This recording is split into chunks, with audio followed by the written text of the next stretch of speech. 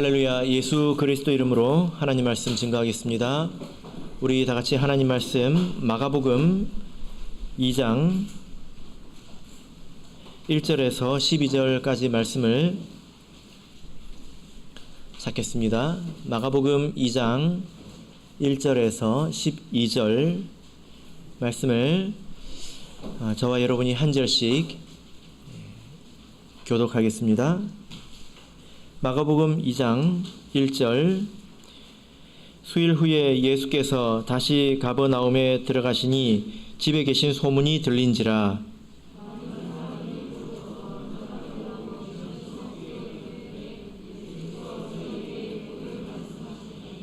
사람들이 한 중풍병자를 네 사람에게 메워 가지고 예수께로 올세.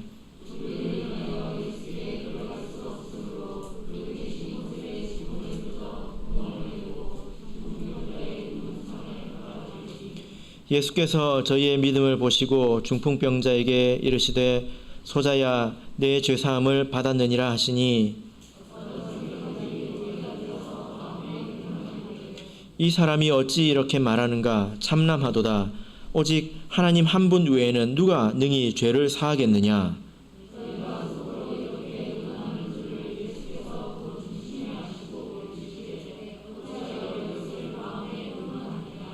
중풍병자에게 내 죄사함을 받았느니라 하는 말과 일어나 내 상을 가지고 걸어가라 하는 말이 어느 것이 쉽겠느냐?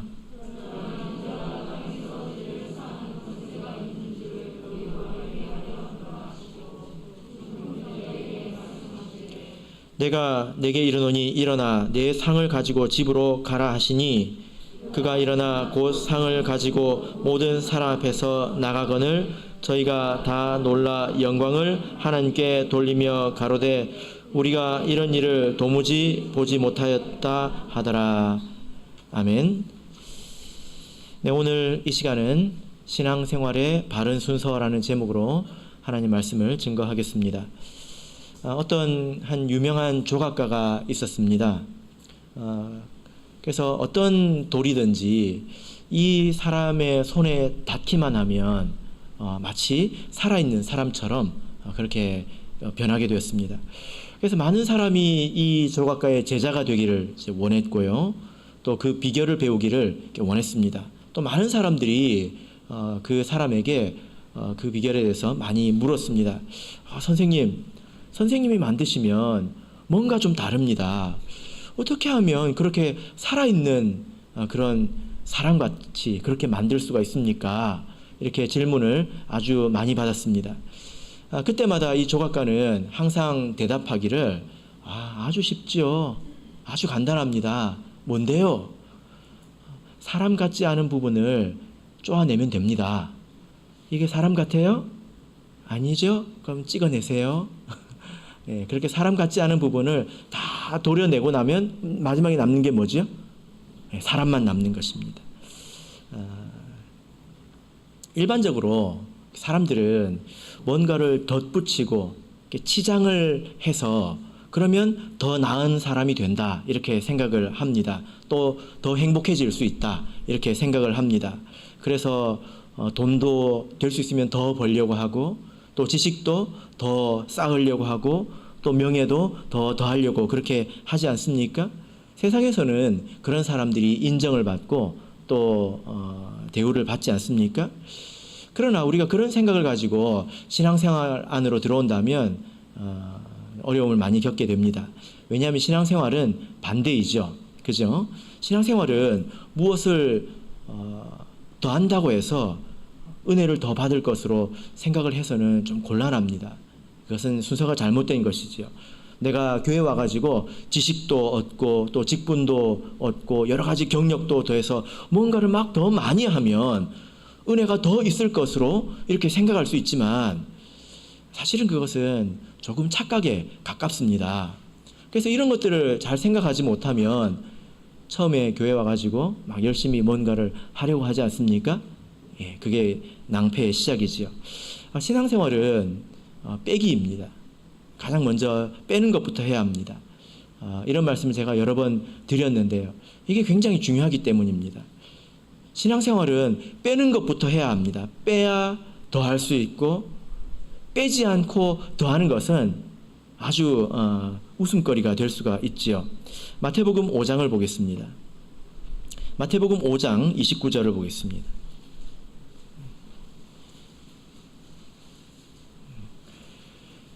마태복음 5장 29절, 자, 우리 같이 읽겠습니다. 시작. 만일 내 오른 눈이 너로 실족해 하거든 빼어내버리라. 내 백체 중 하나가 없어지고 온 몸이 지옥에 던지우지 않는 것이 유익하며. 자, 여기 보니까 예수님께서 심지어 너의 오른 눈이라도 빼어버리라. 그러니까 신앙생활은 뺄 줄 알아야 된다는 것입니다. 제해버릴 줄 아는 능력이 신앙생활의 기본이라는 거예요. 이게 가장 중요한 것이고 가장 먼저라는 것입니다. 또 예수님께서 네 눈에 들보를 먼저 빼고 그 후에야 다른 형제의 눈에 티를 뺄 수 있다, 이렇게 말씀하지 않았습니까? 빼는 것이 먼저라는 거죠. 만약에 나를 실족해 하는 어떤 것을 빼려 하지 않고 그것은 그대로 가지고 있으면서 봉사하고 청소하고 헌금하고 직분을 얻어본들, 그게 나에게 무슨 의미가 있고 무슨 유익이 있겠습니까? 결국에는 그것으로 인해서 넘어질 텐데 말입니다. 의미가 없다는 것입니다.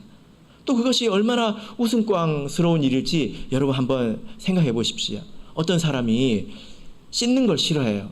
그래서 석 달을 안 씻습니다. 그런데 어떻게 치장을 할까요? 계속 향수만 뿌려대는 거예요. 그리고 계속 이 멋진 옷만 입으려고 합니다. 그러면 다른 사람들이 볼 때 어떻게 보이겠습니까? 하나님 보시기에 그 사람이 어떻게 보이시겠습니까? 그죠? 그래서 빼는 것을 잘해야 합니다. 나에게서 제해버려야 될 것, 그것이 비록 내 오른 눈이라 할지라도 그것을 제해버려야 된다면 제해버릴 줄 아는 것이 가장 중요한 것이다 라는 거지요. 그리고 나서야 더하는 것이 의미가 있습니다. 그 후에 이것도 하고 저것도 하고, 그리고 그것을 중요하게 생각해야 된다는 것입니다. 우리가 이렇게 바른 순서대로 신앙생활을 하면 모든 것이 원만합니다. 그리고 억지스럽고 부러지는 소리가 나지 않습니다.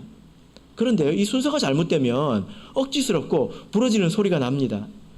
제가 이사 와가지고 아이들 책상을 제가 마련해 줬는데 이게 와서 집에 와서 만드는 겁니다. 한국 사람들은 설명서 같은 거 안 보잖아요. 자존심 상하는 거잖아요. 그래가지고 제가 막 만들었습니다. 만들어지더라고요. 근데 마지막에 가서 보니까 하나가 안 들어가요. 이걸 넣으려고 하니까 부러지게 생겼어요. 그래서 잠깐 제가 미혹이 되었다가 다시 풀었습니다. 어디까지 풀었을까요? 처음까지 풀었습니다. 그리고 겸손한 마음으로 설명서를 보고 만약에 그때 전동 드라이버가 없었으면 제가 시험에 아주 크게 들 뻔했습니다. 다 풀어가지고 하나하나 시키는 대로 순서대로 하니까 힘쓸 일이 없어요. 힘쓸 일이 없습니다. 우리 신앙생활도 그와 마찬가지 아니겠습니까? 오늘 본문도 사실은 이런 내용인데요. 예수님께서 참 난처하셨겠다. 이 내용을 곰곰이 우리가 묵상해 보면 얼마나 예수님께서 난처하셨을까. 또 예수님은 참 사람들을 불쌍하게 여기시는구나. 그리고 참 지혜롭게 사람을 사랑할 줄 아시는구나. 이런 생각을 하게 됩니다. 자, 그러면 우리 본문으로 가서 이 내용을 살펴보도록 하겠습니다. 예수님께서 어떤 내용을 가르치셨는지 보겠습니다. 자, 마가복음 2장 1절 2절 같이 읽겠습니다. 마가복음 2장 1절 2절 읽겠습니다. 시작.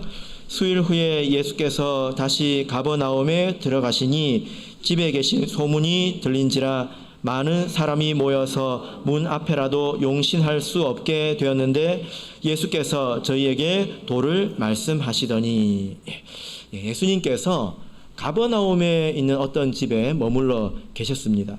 그런데 예수님이 거기에 계시다라는 소문이 쫙 퍼져가지고 많은 사람들이 몰려왔습니다. 그래서 용신할 수 없게 되었다. 몸을 이렇게 움직일 수 없는 그런 지경으로 사람들이 많이 이제 빡빡하게 모였다는 것입니다. 자, 여러분, 이 많은 사람들이 왜 왔을까요?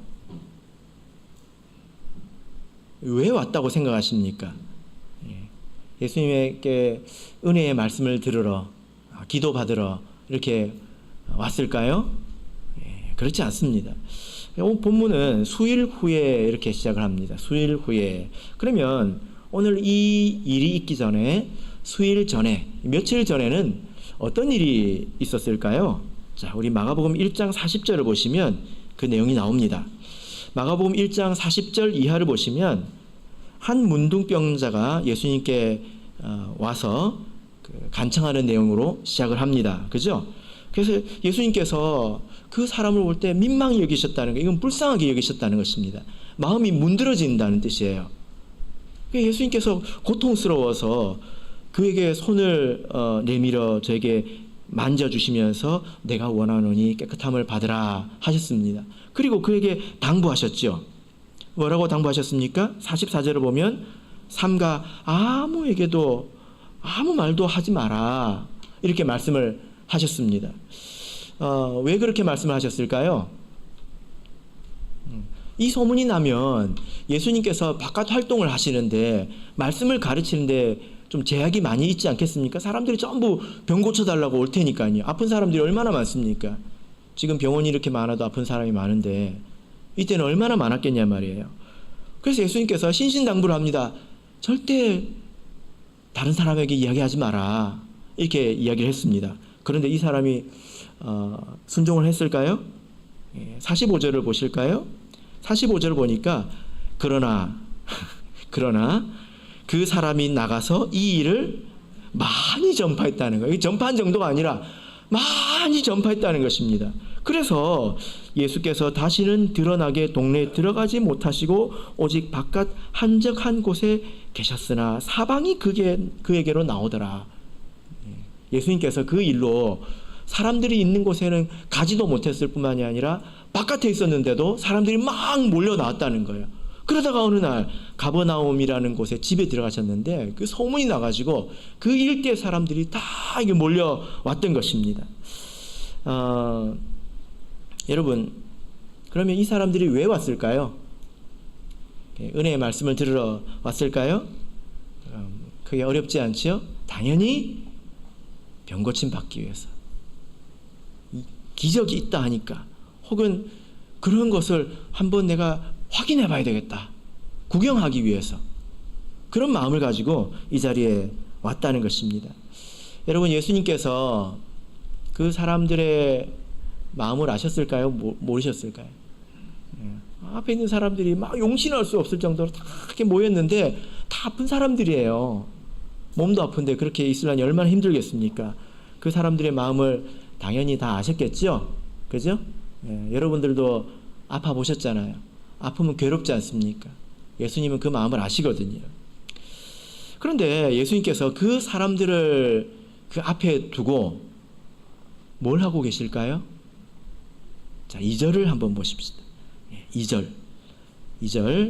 많은 사람이 모여서 문 앞에라도 용신할 수 없게 되었는데 예수께서 저희에게 도를 말씀하시더니, 예수님께서 뭐 하셨다는 것입니까? 설교하셨다는 거예요. 설교. 예수님께서 진짜 눈치가 없으시죠? 딱 보면 몰라요? 왜 왔는지? 아니, 이런 사람들 앞에 놓고 말을 하면, 설교를 하면 들을 거라고 생각하셨을까요? 정말 듣기를 바라신 것일까요? 그 사람들이 들었겠습니까? 예수님이 참 눈치가 없으시죠. 한 고구마 100개 정도는 되는 것 같습니다. 50개가 넘어요. 답답해요. 고구마 100개입니다. 제가 아주 어렸을 때 초등학교 한 3, 4학년 됐던 것 같습니다. 그때 일이 제가 아직도 기억이 나는데요. 그때는 텔레비전 이런 게 잘 없었잖아요. 저녁 6시 때 되면 시작해가지고 요즘처럼 이렇게 볼 게 많이 없었지 않습니까? 학교에서 놀고 있는데 어떤 아저씨가 와가지고 재밌는 만화 영화를 보여줄 테니까 따라가자는 거예요.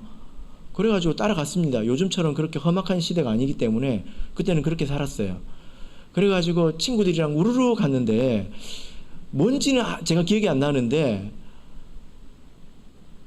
그 학원 선전이었던 것 같습니다. 그 이야기를 한참을 하는 거예요. 우리는 그거 들으려고 온 게 아닌데 뭔지 기억은 안 나지만 진짜 지루해 죽을 뻔했다. 그 기억이 아직도 납니다. 정말로 그 공간과 그 사람의 옷과 그게 아직도 기억이 납니다. 얼마나 지루했으면. 속으로 뭐라고 그랬을까요? 제가 그만 좀 하고 약속한 거 보여줘. 잠깐 보여줬습니다. 한 10분 보여준 것 같아. 왜 이렇게 말이 많은지. 예수님 앞에 이렇게 모인 사람들은 설교 들으러 온 게 아닙니다. 그게 궁금해가지고 온 게 아닙니다. 무엇을 기다린 사람입니까? 또 무엇을 먼저 달라고 외친 사람들입니까? 여러분, 그 사람들의 눈빛이 어땠을지 한번 상상해 보십시오.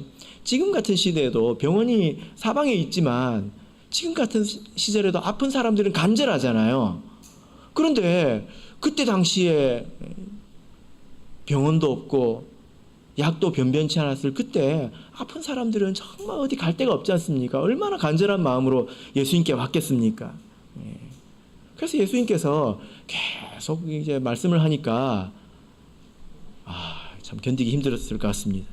눈빛이 이미 맛이 가지 않았을까? 그렇게 저는 생각을 합니다. 예수님께서 그런 마음들을 다 아시고 이렇게 아주 묵묵히 그들의 기대를 외면하시고 그들의 요청에 침묵하시고 계십니다. 사람들과 예수님 사이에 아주 긴장이 흐르고 있습니다. 그래서 예수님께서 지금 계속 말씀을 하고 계시지만 사람들이 원하는 말을 하지 않기 때문에 어쩌면 예수님께서 침묵하고 계신다, 이렇게 봐도 되겠죠. 그죠?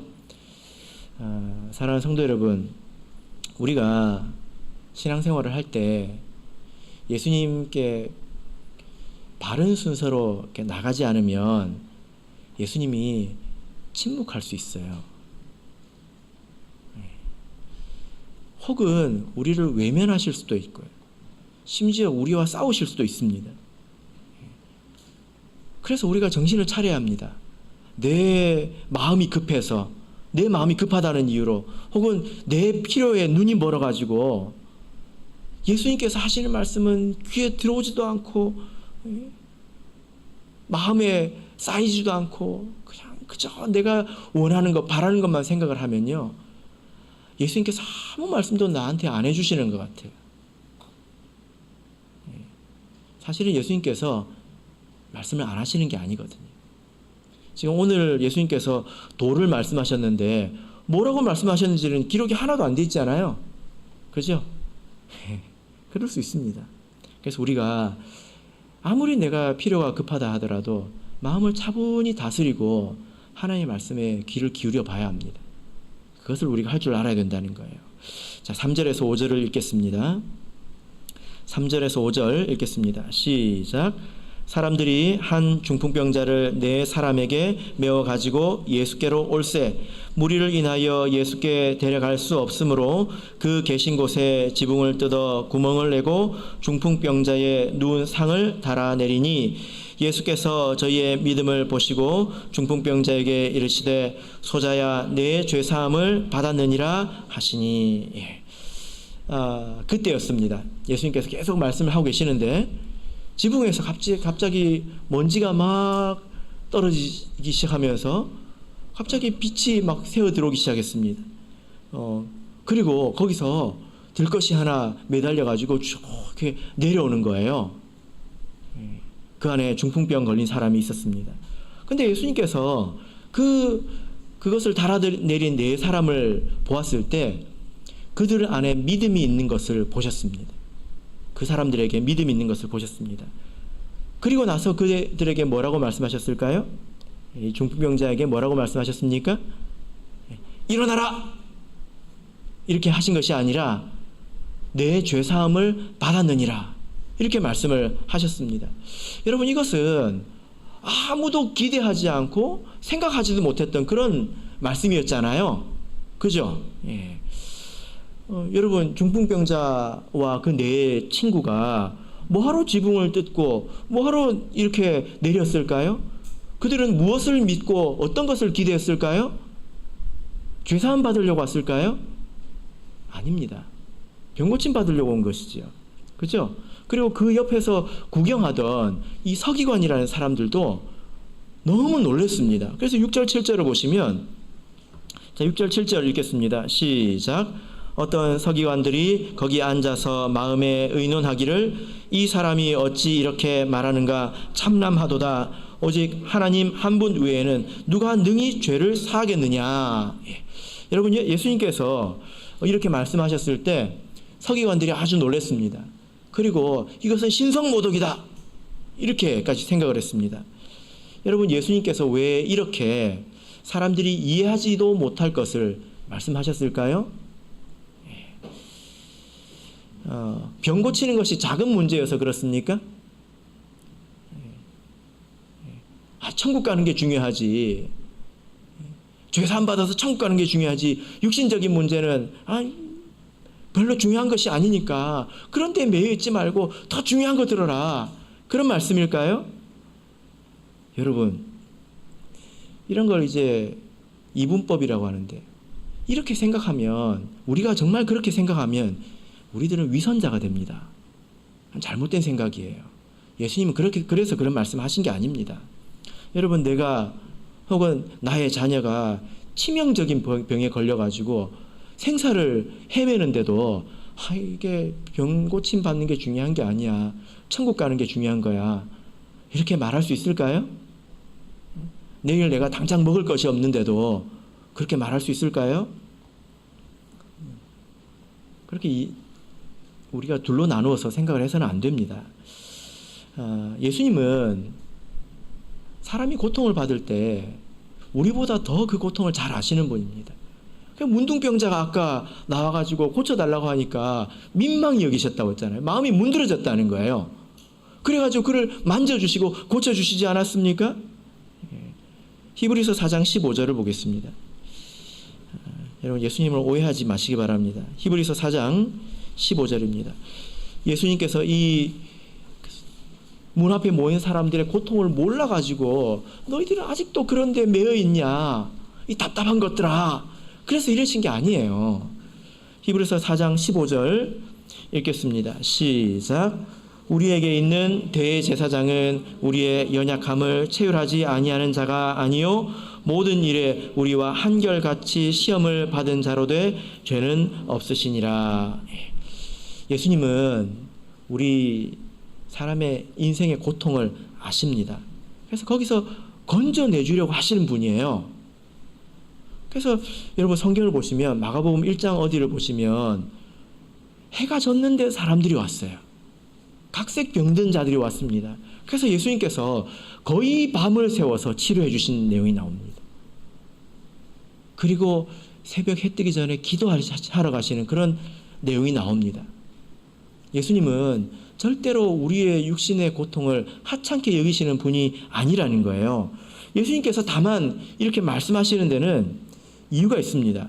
자, 마가복음 2장 9절 10절을 보겠습니다. 9절 10절, 마가복음 2장 9절 10절 읽겠습니다. 시작. 중풍병자에게 내 죄 사함을 받았느니라 하는 말과 일어나 내 상을 가지고 걸어가라 하는 말이 어느 것이 쉽겠느냐. 그러나 인자가 땅에서 죄를 사하는 권세가 있는 줄을 너희로 알게 하려 하노라 하시고 중풍병자에게 말씀하시되. 예수님께서 이렇게 말씀하신 이유는 뭐냐면은 예수님에게 죄사함의 권세가 있다라는 것을 알려주시려고 그렇게 하신 것입니다. 이게 무슨 의미일까요? 만약에 우리가 영적인 눈을 뜨고 있다면 예수님 앞에 와서 구해야 될 것은, 진정으로 구해야 될 것은 죄 사함의 은총이라는 것입니다. 병 고침 이전에 죄에 대해서 배우고 죄 사함을 받을 줄 아는 것입니다. 왜 그렇습니까? 여러분, 왜 그렇습니까? 왜냐하면 죄에서 고통이 시작이 되기 때문입니다. 죄가 고통의 뿌리이죠. 그죠? 그래서 여러분, 예수님께서 많은 병자를 고쳐주시면서 종종 하신 말씀이, 야, 너는 더 심한 것이 생기지 않도록 다시는 죄를 범하지 마라, 이렇게 말씀을 하셨습니다. 병을 고쳐주시면서. 사실 인생의 대부분의 고통은 죄에서 옵니다. 아주 특별한 문제도 있죠. 하나님의 섭리에 의한 고통이 있죠. 그죠? 그러나 대부분의 고통은 죄에서 옵니다. 여러분, 죄는 그냥 넘어가는 법이 없습니다. 아무 일 없이 그냥 넘어갈 거라고 생각하시면 안 됩니다. 죄라고 하는 것은 참으로 이렇게 은밀하게 삶을 파괴해서요, 견딜만 할 때는 그게 죄 때문인지를 모릅니다. 제가 보니까 그렇더라고요. 견딜만 할 때는 모릅니다. 견디기 힘들 때쯤 돼서야, 이게 죄 때문이구나, 그때라도 깨달으면 참말 다행인데요, 그렇지도 않은 경우가 많습니다. 정말 상당히 진행되고 난 그때서야 죄를 깨닫는 경우가 많더라고요. 회개하기도 쉽지 않고 회복하기도 쉽지 않은 그때에 깨닫는 경우가 많습니다. 여러분, 그런 일이 있다면 절대로 그냥 넘어가지 않습니다. 그래서 예수님께서 계속 말씀을 하시는 것입니다. 여러분, 병을 고쳐주는 것은 어려운 일이 아니죠. 그죠? 싹 나라 하면 되잖아요. 예수님이니까. 그런데 죄가 무엇인지 모르고, 죄가 얼마나 두려운 것인지 모르고, 예수님 앞에 나서 죄 용서받을 줄도 모른다면 예수님께서 뭐라고 말씀하셨습니까? 다시 가서 더 심한 것이 생기지 않도록 죄를 짓지 말라고 하셨잖아요. 더 심한 것이 올 수 있다는 것입니다. 그러니까 그 사람들이 고쳐주면 아주 그날은 가벼운 마음으로 가겠지요. 그러나 또 순식간에 그 건강해진 몸으로 죄를 범하고 죄를 지어서 그것이 더 큰 병과 고통, 하나님의 심판으로 찾아오게 될 것입니다. 그러니까 고쳐주는 것이 잘하는 게 아니죠. 그죠? 고쳐주는 것이 잘하는 게 아닙니다.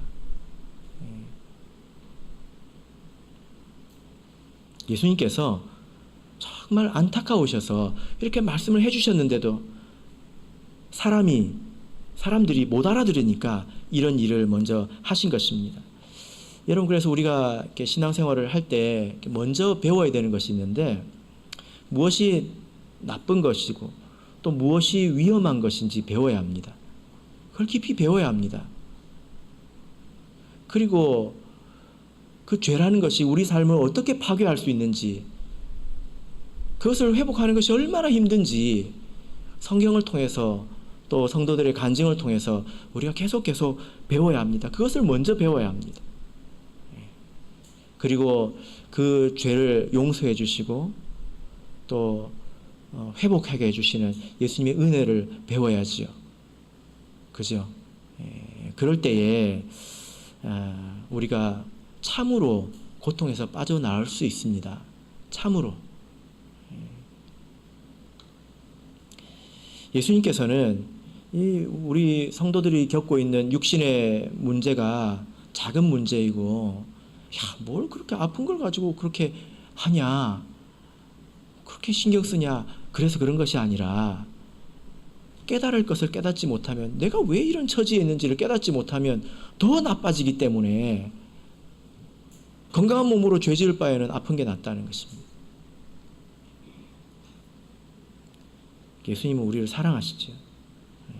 정말로 참으로 잘 되기를 바라기 때문에 영육간에 강건하기를 바라기 때문에 예수님께서 그들의 요구를 듣지 않으시고 계속 말씀을 하신 것입니다. 그래도 못 알아들으니까 거기서 내려오는 믿음 있는 사람들을 이용해서 사람들의 생각을 열어주신 거죠. 예수님은 우리를 불쌍히 여기십니다. 대신 죽어주실 정도로 우리를 불쌍히 여기십니다. 참 사람들이 이렇게 우리가 입장 바꿔 생각을 해보면 사람들이 이렇게 막 무지막지하게 막 다가오면 예수님은 좀 화가 날 법도 한데 계속 친절하게 말씀을 해주시지 않습니까? 그리고 또 참 오늘 말씀을 생각해 보면 우리 예수님은 정말 지혜로우시다. 이 사람들의 그 요구를 들어준 것도 아니고 또 안 들어준 것도 아니에요. 그죠? 예. 우리에게 이런 지혜가 또 우리에게 이런 능력이 있어야 합니다. 여러분, 우리 교회는 어떤 곳이 되어야 될까요? 예. 사람들이 처음 올 때 뭘 얼마나 알고 오겠습니까? 교회 올 때. 그죠? 뭘 깊은 걸 알고 오겠습니까? 처음에 올 때는 다들 거의 중풍병자처럼 실려가지고 오잖아요. 자기 발로 하나님 앞으로 이렇게 못 오는 거예요. 그렇죠? 예. 밥 사주고 차 사주고 부흥 차 말고요. 마시는 차. 차 먹여주고 그렇게 해서 이렇게 모셔가지고 이렇게 오지 않습니까? 스스로 하나님 앞에 걸어 나오지 못합니다. 그러나 그런 사람들이 육신적으로 하나님께 위로를 받고 또 스스로 예수님 앞에서 죄 사함을 받을 수 있도록 죄에 대한 깨달음을 얻을 수 있도록 거기까지 인도하는 데는 지혜가 필요합니다. 그리고 이런 능력이 필요합니다. 지혜도 없고 능력도 없으면 예수님이 이런 일을 못 하셨겠죠. 지금 우리도 사실은 같은 일을 하고 있는 거예요. 이게 누가 우리 태시경제 병원에서 누가 들것을 가지고 태우는 이야기를 하는 것이 아니라 영적으로 보자면 하나님 앞에 걸어 나와서 무릎 꿇지 못하는 사람이 중풍병자와 같다는 것입니다. 그런 사람을 우리가 모셔와 가지고 그런 사람들을 예수님 앞에 일어나게 하는 그런 일을 우리가 하는 것입니다. 예수님께서 이 일을 이렇게 행하실 때에 사용한 사람들이 있죠. 누구입니까? 어떤 사람들 사용하셨습니까? 용신할 수 없을 정도로 많은 사람들이 있습니다. 몇 명 정도 됐을까요? 한 500명 됐을까요? 모르겠습니다. 하여튼 수백 명 이상은 됐을 것 같아요. 제 생각에. 빽빽하게 많은 사람들이 있었는데 내 친구보다 더 일찍 온 사람들이 당연히 있었겠죠. 그죠? 이 사람들이 1등으로 왔으면 지붕 뚫고 왜 왔겠습니까? 그죠? 예, 아마 더 빨리 온 사람들도 있었을 것이고 중풍병보다 더 심하게 병을 앓는 그런 사람들도 또 흉악한 귀신 들린 자들도 있었을 것입니다. 그런데 예수님께서 택하신 사람들, 사용하신 사람들은 어떤 사람들이었습니까? 중풍병자의 이 네 친구, 보통 네 친구라고 하지요. 중풍병자를 메고 온 이 네 사람과 같은 그런 사람입니다. 그 사람들에게는 믿음이 있습니다. 그죠? 교회가 이런 일을 하려면 믿음이 있어야 돼요. 그래서 우리 성도님들께서 이 사람들의 어떤 그 모범적인 면에 대해서는 말씀을 많이 들으셨을 거라고 생각이 됩니다. 이 사람들은 참 대단하지 않습니까? 어떤 면이 있습니까? 그들은 사랑이 있죠. 자기 일을 위해서 수고를 한 게 아니잖아요. 다른 사람을 위해서 수고한 거지 않습니까? 그런 마음이 있다는 것입니다. 그런 마음이 우리에게 있어야 된다는 거예요. 나를 위해서 애쓰고 수고하고 내 자식을 위해서 땀 흘리고 이런 것들은 당연한 것이지, 예수님께서 야, 세리는 그렇게 안 하냐? 악한 자들은 그렇게 안 하냐? 칭찬받을 게 아니라는 거예요. 그들은 사랑이 있었습니다. 그리고 그들은 어려움이 있어도 포기하지 않았습니다. 왔더니 도저히 뚫고 갈 수 없는 많은 사람들이 있었습니다. 여러분 거기서 새치기 하면 어떻게 되죠? 너만 아프냐? 하고 머리를 잡혔을지도 모르겠습니다. 어렵지요. 그러나 그 사람들은 어렵지만 포기하지 않았습니다. 그래서 위로 올라가서 지붕의 기와를 뜯어내는 그런 일들을 했지요. 또 그들은 희생적이었습니다. 남의 집을 이렇게 훼손을 하면 원상복구를 해줘야 되지 않겠습니까? 그죠? 거기에서 오는 책임을 자기들이 지겠다 이런 각오로 그 일을 한 것입니다. 그리고 그들은 협력했습니다. 한번 생각해 보세요. 들것을 이렇게 위에서 네 사람이 이렇게 메어 내리는데 한 사람이 힘을 빼면 어떻게 됩니까? 떨어져서 죽을 수도 있잖아요. 목이 부러져가지고. 그죠? 그 네 사람이 같이 힘을 썼다는 것입니다. 협력했다는 것입니다.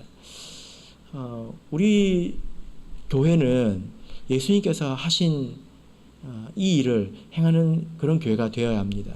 그리고 중풍병자와 같은 이런 믿음이 있어야 되겠죠. 많은 사람들이 구도자들이나 혹은 초신자들이 이 중풍병자와 같아가지고 스스로 하나님 앞에 나와서 섬기거나 또 하나님의 은혜를 얻거나 스스로 하나님 앞에서 살아가지를 못합니다. 그럼 누군가가 도와줘야 되잖아요. 역시 여러분 혹시 내가 중풍병자구나 그렇게 생각하고 계신 건 아니겠죠? 네 사람만 있으면 됩니다. 성경 말씀에 의하면 네 사람만 있으면 네 사람이 열심히 힘을 합쳐가지고 한 사람을 예수님 앞에 데려다가 고쳐놓고 네 번만 하면 8사람이 되잖아요. 그러니까 한 번에 2사람을 데리고 올 수 있어요. 그죠? 네 사람이면 충분합니다. 말씀의 결론 맺겠습니다. 예수님께서는 이 아픈 사람들이 괴로움을 겪는 것은 참 안타까운데 근데 그들이 예수님 앞에 어떻게 기도해야 되고 무엇을 먼저 구해야 될지 몰라가지고 이렇게 들어야 될 것은 귀를 막고 엉뚱한 것에 눈을 열고 그렇게 있는 모습을 볼 때 예수님께서 얼마나 답답하셨을까. 그래서 인생의 고통을 끊임없이 그렇게 겪어나가는 그 모습을 볼 때 예수님께서 얼마나 답답하셨을까. 그런 생각을 하게 됩니다. 그래서 예수님께서 그 자들에게 깨우침을 주셔서 죄가 무서운 것이다. 죄가 두려운 것이다. 예수 앞에 나오라. 이것을 가르쳐 주신 거잖아요. 우리도 이것을 배우기 바랍니다. 그리고 뿐만이 아니라 이것을 배우는 데서 끝나는 것이 아니라 우리가 이 네 사람이 되어서 영적으로 저는 자들을 좀 하나님 앞에 데려올 수 있는 그런 인내, 사랑, 희생과 헌신, 수고를 할 수 있는 저와 여러분이 되시기를 예수 그리스도 이름으로 축복합니다. 우리 다 같이 찬송하겠습니다. 찬송가 213장